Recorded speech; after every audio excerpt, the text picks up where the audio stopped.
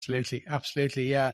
And are the approaches or techniques different for writing, communicating through writing, or communicating verbally, or on TV or on some of the explainers, for instance?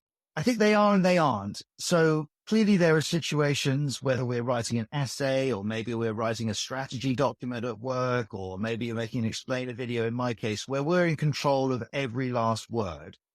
And in that case, the 7-step process in my book will take you right the way through, all the way through that. Or perhaps it's a speech, but it's a speech where you're going to read word for word what you've written. In those situations, there are certain requirements.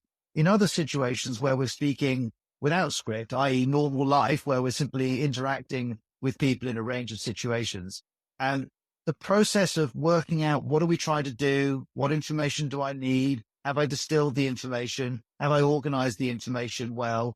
All of those things need to happen anyway, but that's where the paths go in two different directions. And the second direction is what I call dynamic explanation, essentially explaining things with precision and clarity in fluid situations.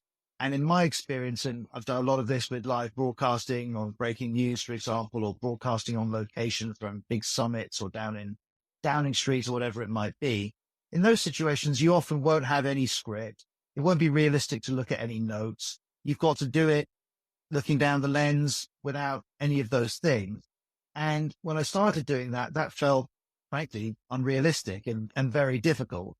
But I actually learned that if you go through the process of thinking about what you want to say, what information do you need, practicing using that information, saying it out loud a lot before you're actually in that situation, thinking about how you can, let's imagine you've got a piece of information that's A, a piece of information that's B, and a piece of information that's C. Well, in a speech, you can control that you're going to say A, then B, then C. In dynamic situations, you may not have that control. So you need to be comfortable going C, A, B, or B, C, A, or any combination. And as I get into in the book, there are lots and lots of things, preparations that we can do that will mean that in fluid situations which feel uncontrolled and completely beyond our ability to control, actually, there's a huge amount that we can do to still speak with precision. So they are related, but at